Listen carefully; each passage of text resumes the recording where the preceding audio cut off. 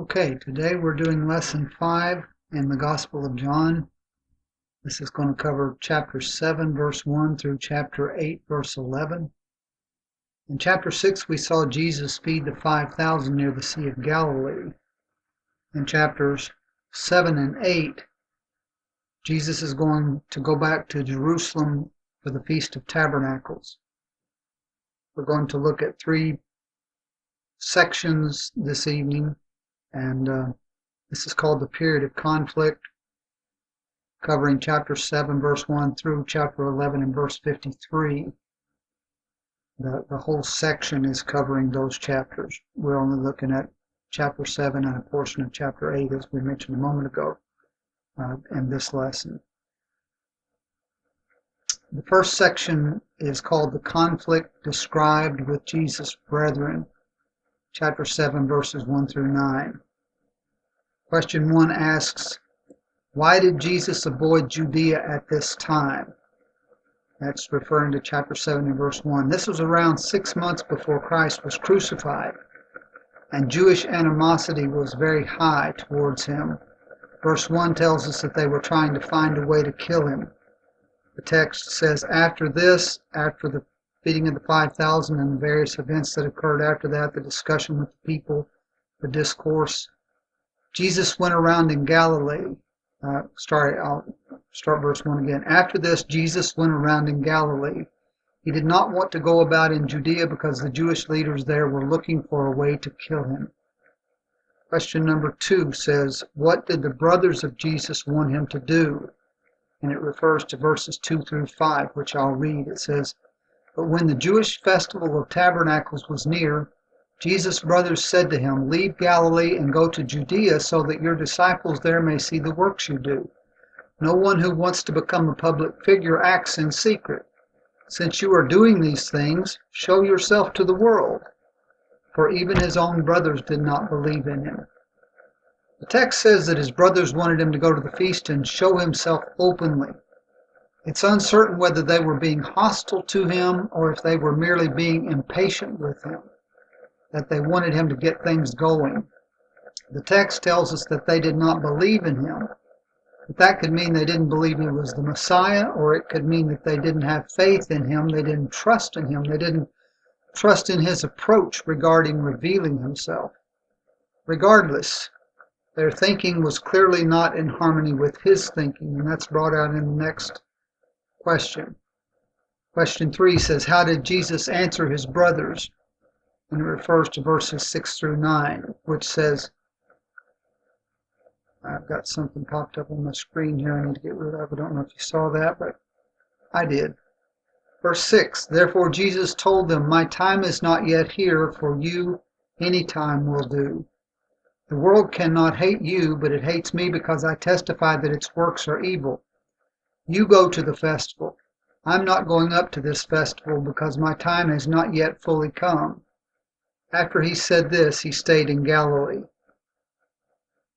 So how did he answer his brothers? Well, his brothers were using the reasoning of the people of the world. Jesus explained that they simply didn't understand the situation for him. They were thinking like worldly people, and when someone thinks like the world will not hate them. Because Jesus knew the hatred of the Jewish leaders towards him, he was not going to go openly up to the feast and immediately increase the animosity. He did choose to go, but he went later. The second section is the B section in your material. It's talking about the conflict with the populace, the people at large. Chapter 7, verses 10 through 52. The first question is, what was the public opinion about Jesus? Verses 10 through 13. Well, it was like public opinion always is. It was mixed. The response of the crowds particularly starts in verse 12. It says, among the crowds there was widespread whispering about Jesus. Some said he is a good man. Others replied, no, he deceives the people. But no one would say anything publicly about him for fear of the leaders. Question 2 says, why did the Jews marvel at Jesus? Let me change maps here. This is in Jerusalem. Why did the Jews marvel at Jesus? Verses 14 and 15. Not until, okay, let me read that. Verses 14 and 15. Not until halfway through the festival did Jesus go up to the temple courts and begin to teach.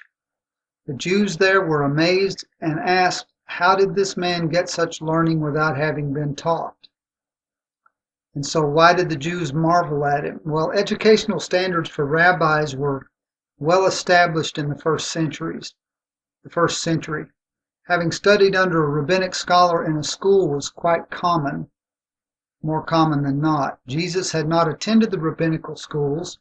He had not had the formal training that was expected and required of the teachers of the law. And so they were shocked because he possessed both the wisdom and the interpretive skills of those who had attended the schools of the rabbis. So they marveled at him. They were amazed. Question number 3 says, why did some people claim that Jesus had a demon?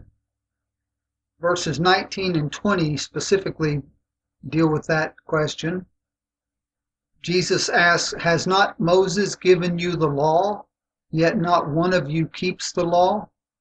Why are you trying to kill me? They said, you are demon-possessed. Who is trying to kill you? Well, in John chapter 5, Jesus had healed a man on the Sabbath day. In verses 16 and 8 through 18 of that chapter, we're told that the Jews sought to kill him. This was referring to the Jewish leaders, and it may be that those in the crowd at this time in chapter 7 who responded to Jesus in chapter 7, verse 20, maybe that they were unaware of the plans of the Jewish leadership. If they were aware, then they were merely being deceptive. But they were indicating that Jesus was paranoid or neurotic, or that he had a demon for claiming that someone was trying to kill him. Question 4 says, how are we to judge? And it refers to verses 21 through 24. That text says, Jesus said to them, I did one miracle, and you are all amazed. Yet because Moses gave you circumcision, though actually it did not come from Moses but from the patriarchs, you circumcise a boy on the Sabbath. Now if a boy can be circumcised on the Sabbath so that the law of Moses may not be broken, why are you angry with me for healing a man's whole body on the Sabbath? Stop judging by mere appearances, but instead judge correctly, or judge with righteous judgment, depending on your translation. Jesus is saying that we are to take all the facts into consideration before making a judgment. When someone reasons that it's okay to perform a physical act on the Sabbath day in order to keep the law, but it's not okay to perform a miracle on the Sabbath day in order to show love and mercy, something is wrong with their ability to make correct or righteous judgments. Question number 5 says, what else did the public say about Jesus? Verses 25 through 31. The text says, at that point some of the people of Jerusalem began to ask, isn't this the man they are trying to kill? Here he is speaking publicly, and they are not saying a word to him. Have the authorities really concluded that he is the Messiah? But we know where this man is from. Where the Messiah comes, no one will know where he is from. Or rather, when the Messiah comes, no one will know where he is from.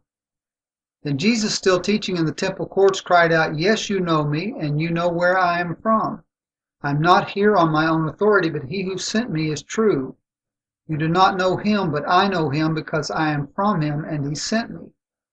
At this they tried to seize him, but no one laid a hand on him because his hour had not yet come. Still many in the crowd believed in him. They said, when the Messiah comes, will he perform more signs than this man? So the question is, what else did the public say about Jesus? Well, for various reasons, the people were still uncertain as to whether Jesus was the Messiah. I'm confident that some of the uncertainty was due to the fact that the religious leaders were intent on killing Jesus. It's openly acknowledged in this text. The general population would be cautious about believing in someone the authorities were seeking to execute. Question 6 says, what did the Pharisees and the chief priests seek to do? Well, verse 32 says, the Pharisees heard the crowd whispering such things about him, questioning whether he was the Messiah. Then the chief priests and the Pharisees sent temple guards to arrest him. Question 7 says, what happened on the last day of the feast? refers to verses 37 through 44. Well, on the last day of the feast, numerous ceremonies involving sacrifice and ritual water could be viewed at the temple. Pitchers of water from the Gihon spring. Let me shift the PowerPoint. You see the Gihon spring down here. This is the temple area right here. And here's the Gihon spring on the southeastern side of the city. And so pitchers of water were brought from the Gihon spring and poured on the altar while some of the psalms were being sung. This was used to portray how everlasting fountains of water would flow from Jerusalem in the last days. This was particularly meaningful because at this time of year water was scarce in Israel. And it's at this moment that Jesus announced boldly that he is the true source of water. In verse 37 it says, "On the last and greatest day of the festival, Jesus stood and said in a loud voice, 'Let anyone who is thirsty come to me and drink.'" So with all this emphasis on water, Jesus says, "Let anyone who's thirsty come to me and drink." Question number 8. Describe the conversation between the officers, the chief priests, and the Pharisees. Well, the officers, the temple guards we saw earlier, had been sent to arrest Jesus, yet they returned without him. The text will tell us that. I'll read it in just a second. This upset the chief priests and the Pharisees, and they asked why they didn't bring Jesus with them, and their response infuriated these religious leaders. Jesus was a threat to them and to their position, so they were intent on arresting him and putting him to death at all costs. And they simply couldn't understand why everybody else was not on board with this. Verse 45 beginning says, "Finally the temple guards went back to the chief priests and the Pharisees, who asked them, 'Why didn't you bring him in?' 'No one ever spoke the way this man does,' the guards replied. 'You mean he has deceived you also?' the Pharisees retorted. 'Have any of the rulers or of the Pharisees believed in him? No, but this mob that knows nothing of the law, there is a curse on them.' Nicodemus, who had gone to Jesus earlier and who was one of their own number, asked, 'Does our law condemn a man without first hearing him to find out what he's been doing?' They replied, 'Are you from Galilee too? Look into it, and you will find that a prophet does not come out of Galilee.' Then the next section begins with chapter 7 and verse 53. It's the account of the woman taken in adultery, and it continues through chapter 8 and verse 11. Question 1 says, "Why did the Pharisees bring a woman caught in adultery to Jesus?" And it goes from chapter 7 verse 53 through chapter 8 and verse 6. That says, "Then they all went home," and that was after what had just taken place, what we have read that just had taken place. And it says, "But Jesus went to the Mount of Olives." And you see on the map here, that's Mount of Olives is here just beyond the Garden of Gethsemane, right over here in this area. And so then dawn the next morning, we're told that Jesus appeared again in the temple courts. I'll just put the temple back up there. And he where all the people gathered around him, and he sat down to teach them. The teachers of the law and the Pharisees brought in a woman caught in adultery. They made her stand before the group and said to Jesus, "Teacher, this woman was caught in the act of adultery. In the law, Moses commanded us to stone such women. What do you say?" Well, again, the question was, why did the Pharisees bring a woman caught in adultery to Jesus? The answer is found in the next verse, verse 6. It says, "They were using this question as a trap in order to have a basis for accusing him.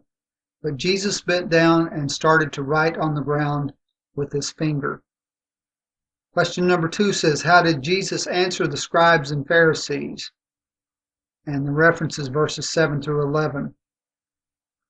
The answer is found in verse 7. It says, "When they kept on questioning him, he straightened up and said to them, 'Let any one of you who is without sin be the first to throw a stone at her.'" Well, they didn't expect this answer, and it completely caught them off guard. First, where was the man? The old law required that the man and the woman be stoned to death. Deuteronomy 22 verse 22 says, if a man is found sleeping with another man's wife, both the man who slept with her and the woman must die. But recall how they worded this? Back in verse 4 and 5, it says, they said to Jesus, Teacher, this woman was caught in the act of adultery. In the law, Moses commanded us to stone such women. Interesting. They were commanded to stone such women and such men. So where was the man? These people were guilty of sin because they were not following the law on this account, and yet they were trying to stone her to death. Second, they didn't want to have to stone her because this would bring them into serious conflict with Rome. The Romans had taken away their right to carry out capital punishment. This is referred to in chapter 18, verse 31. In that text, they'd brought Jesus before Pilate, and he told them, you take him and judge him according to your law. But the Jews responded, it is not lawful for us to put anyone to death. So these individuals had hoped that Jesus would merely answer their question, stone her or don't stone her. They would be glad either way. If he said to stone her, they could get him in trouble with the Roman authorities.